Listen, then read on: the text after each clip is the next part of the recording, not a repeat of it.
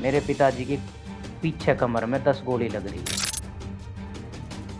अगर इतने ही थे तो छाती पे मारते। ऊपर से सेंटर के एक मिनिस्टर का फ़ोन भी करवा दिया। नाजायज़ कर रखी है मेरे पिताजी के साथ। हाँ, वो थोड़े से इस चीज़ से घबराए हुए हैं कि सरकार के मौजूदा मंत्री का भी नाम आने लग रहा है, पूर्व मंत्री का भी नाम आने लग रहा है। मुझे नहीं लगता कि सीबीआई की भी इतनी हैसियत या इतनी औकात है या इतनी हिम्मत है कि वो सरकार के होते हुए हाथ लगा दे।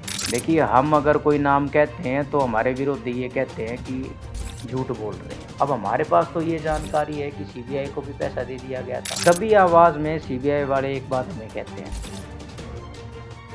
कि सरकार का हाथ है। 2 टकिया ये ठठेरे इनकी क्या औकात है कि ये सीबीआई ने मैनेज कर ले। सब कुछ सीबीआई ने क्लियर कर दिया। जो नाम हमने दिए थे उन पे उन्होंने हामी भी भर दी। ये तो बची इसीलिए रहे हैं क्योंकि सरकार का एक आदमी बीच में इन्वॉल्व है। आज जो उनके जाने के बाद मर्द बने घूमते हैं वे मैंने आखिरी ओवरे में रोमते देख रखे हैं। नफे सिंह राठी जी के मर्डर से 3 दिन पहले वो लखनऊ से फ्लाइट पकड़ के दुबई गया, दुबई से स्पेन। नमस्कार, डिजिटल हरियाणा पर आपका स्वागत है। मेरा नाम मोहित गोयत है। इस वक्त भूपेंद्र राठी मेरे साथ हैं। नफे सिंह राठी के लड़के और नफे सिंह राठी के मर्डर को 2 साल से ज्यादा का समय बीत चुका है। मुख्य आरोपी अभी पकड़ से बाहर हैं। फिलहाल मुकदमे में क्या चल रहा है? सीबीआई मुकदमे को देख रही है। 2 साल से ज्यादा का समय बीत चुका है।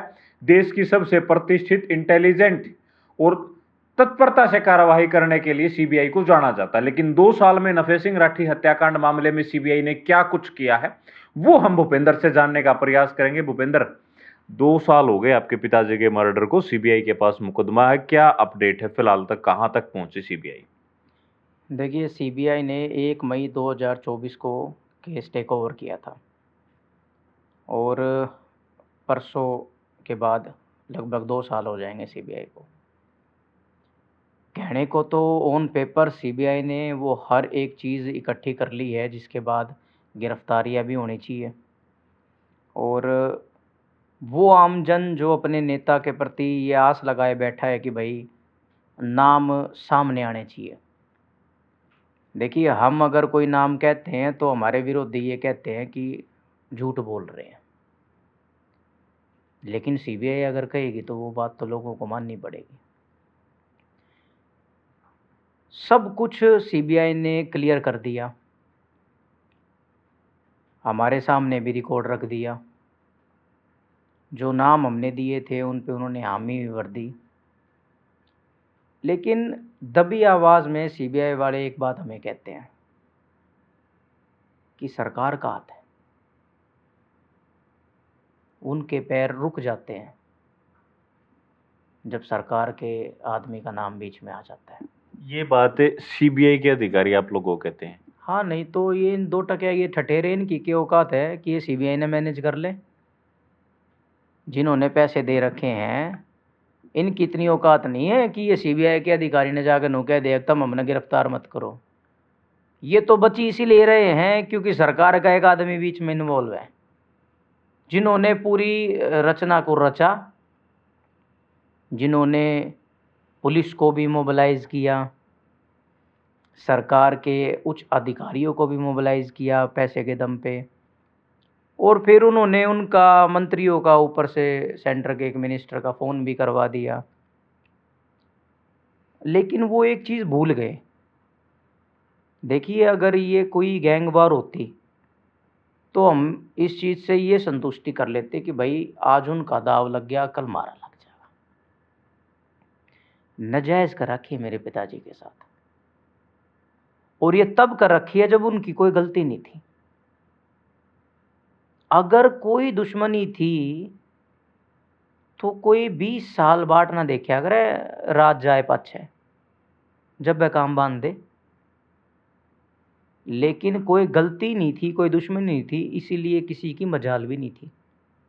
अब तक हुआ क्या है? कितनी गिरफ्तारियां हुई हैं और जो मुख्य आरोपी है वो अब तक पकड़ के बाहर क्यों है? क्या चल रहा है अब उसमें? कितने आरोपी गिरफ्तार? देखिए, लगभग 5 महीने पहले मनोज राठी, जटवाड़े का एक लड़का, जिसको अरेस्ट किया सीबीआई ने दिल्ली एयरपोर्ट से। स्पेन से वो डिपोर्ट हुआ और वो डिपोर्ट जब हुआ जब उसके पैसे ख़त्म हो गए। नफे सिंह राठी जी के मर्डर से 3 दिन पहले वो लखनऊ से फ्लाइट पकड़ के दुबई गया, दुबई से स्पेन गया। उसके पैसे ख़त्म हो गए, यहाँ वालों से पैसे मांगे तो उन्होंने ये कहा कि भाई सीबीआई की नज़र है हमारे ऊपर, हम पैसे नहीं दे सकते। मैं ये बहादुरगढ़ वालों का जिक्र कर रहा हूँ। तो वो वापस आ गया तो इंटरपोल, उसका तो रेड कॉर्नर नोटिस था, तो डिटेन हो गया। उसने सब कुछ बता दिया सीबीआई को, वो तिहाड़ में बंद है। लेकिन मैंने आपको कहा ना, मर्डर में सरकार का हाथ है, सरकार के ठेकेदारों का हाथ है। तो जब किसी पैसे वाले का हाथ बीच में आ जाता है और सरकार के मंत्री का हाथ आ जाता है, मुझे नहीं लगता कि सीबीआई की भी इतनी हैसियत या इतनी औकात है या इतनी हिम्मत है कि वो सरकार के होते हुए हाथ लगा दे। लेकिन सीबीआई को तो एक स्वतंत्र न्याय एजेंसी, जांच एजेंसी के नाम से जाना जाता है, उसकी अलग पहचान है। क्या वो भी किसी उसके दबाव में है? यह हमारी बहन जिसका बलात्कार कराया था, 3 बार पोस्टमार्टम हुआ, उनके माँ बाप ने भी तो सीबीआई की जांच करी थी ना। वो तो मेरे ख्याल से 21 साल की भी नहीं थी। उस बच्ची को तो न्याय नहीं दिला पाई अब तक सीबीआई। इधर क्या भरोसा है फिर सीबीआई का? स्वतंत्र जांच एजेंसी होती तो चौधरी नफे सिंह राठी जी के मर्डर में तो क्लियर कट था, पैसे देकर मर्डर हो रहा है, फिरौती दी गई है। लगभग दिल्ली के मैक्सिमम अखबारों में 3-4 महीने कंटिन्यूसली खबर छपी कि दिल्ली का एक मशहूर व्यापारी है जिसके साथ उस बदमाश के बहुत अच्छे संबंध हैं, और संबंध होने के नाते ये मर्डर हुआ है। फिर एक जगह दिल्ली के एक रिपोर्टर ने ये कहा कि दिल्ली के सराउंडिंग में कॉलोनियाँ काटी गई। 1 साल बाद उन कॉलोनियों से जो पैसा इकट्ठा हुआ, उस पैसे से बहादुरगढ़ में नफे सिंह राठी का मर्डर हुआ। फिर दिल्ली के पत्रकारों ने ये भी बताया कि उन कॉलोनाइजरों का ना केवल भाजपा सरकार के मंत्रियों के साथ बल्कि कांग्रेस सरकार के भी मंत्री, पूर्व मंत्रियों के साथ ताल्लुकात है, रिलेशन है, व्यापार है।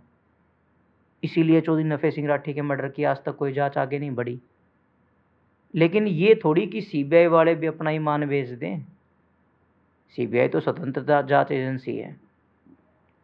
कम से कम सीबीआई वालों को ये तो बताना चाहिए कि नफे सिंह राठी के मर्डर में कौन कौन इन्वॉल्व है, किसकी क्या भूमिका है।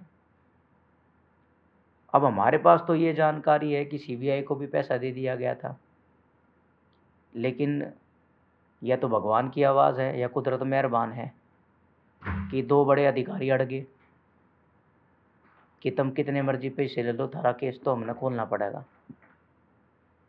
तो खरीदने की कोशिश तो आज भी चल रही है अधिकारियों को, लेकिन किसी ना किसी का तो ईमान जगता है।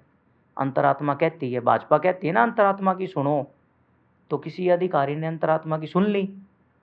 तो भाजपा सरकार के जो मंत्री है जिनके नाम आ रहे हैं, वे बाजे बाजे अंड लग रहे हैं। तो सीबीआई ने जिस तरीके से जांच करनी चाहिए थी वैसी नहीं करी। लेकिन हम उन अधिकारियों का धन्यवाद करते हैं जो चौधरी नफे सिंह राठी जी के लिए आज भी लड़ रहे हैं। और समय लग सकता है इसमें, लेकिन न्याय ज़रूर होगा। अब जांच किस मोड़ पर है? कितना नजदीक है सीबीआई मुख्य आरोपियों तक, और जो खुलासा होना वो कितनी दूर है? सीबीआई कब तक हो सकता है? क्या उम्मीद है? जो अधिकारियों से बातचीत हो रही है, क्या कम्युनिकेशन? देखिए, सीबीआई ने हमें आश्वासन दिया है कि आने वाले कुछ महीनों के अंदर ही वो केस भी खोल देंगे, और जिनके नाम दिए हैं और जिनके नाम नहीं है लेकिन सीबीआई को कंफर्म हो गए हैं, उनकी अरेस्टिंग भी होगी। हाँ, वो थोड़े से इस चीज़ से घबराए हुए हैं कि सरकार के मौजूदा मंत्री का भी नाम आने लग रहा है, पूर्व मंत्री का भी नाम आने लग रहा है। लेकिन जब न्याय करने का कोई ठान ले तो मुझे नहीं लगता कि कोई ये देखता है कि वो किस संवैधानिक पद पे बैठा है। उसकी नज़रों में वो केवल क्रिमिनल है। तो एक नाजायज़ हत्या हुई है। अगर मैं आपको फिर कह रहा हूँ, अगर ये दुश्मनी थी तो उनको आमे सामने की करनी चाहिए थी। आज जो उनके जाने के बाद मर्द बने घूमते हैं, वे मैंने आखिरी ओवरे में रोमते देख रखे हैं। तो वे ताज़ा ताज़ा मर्द बने हैं।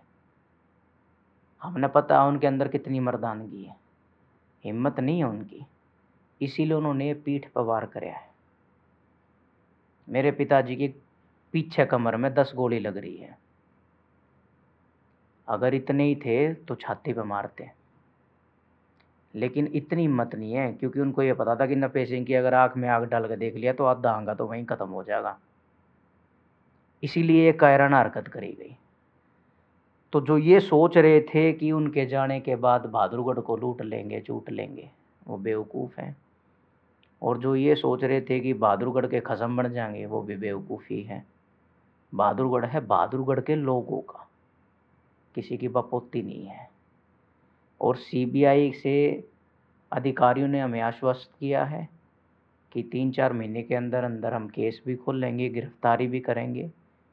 और फिर जिनका नाम हम ले रहे हैं, सीबीआई भी उनका नाम लेके उजागर करेगी और सच्चाई आम जन के सामने लाएगी। तो ये भूपेंद्र राठी हैं। हरियाणा का पहला पॉलिटिकल मर्डर जो है वो नफे सिंह राठी का था। उस मामले में अब क्या चल रहा है, सीबीआई किस कदम पर खड़ी है और क्या जो चल रहा है, पूरी जांच प्रक्रिया जो है, जो अभी चल रही है या जो हुई है, और जिन लोगों के नाम अभी तक सामने आए हैं, वो सारी बातचीत जो है वो एक एक बात भूपेंद्र ने बताई है, आप लोगों ने सुनी है।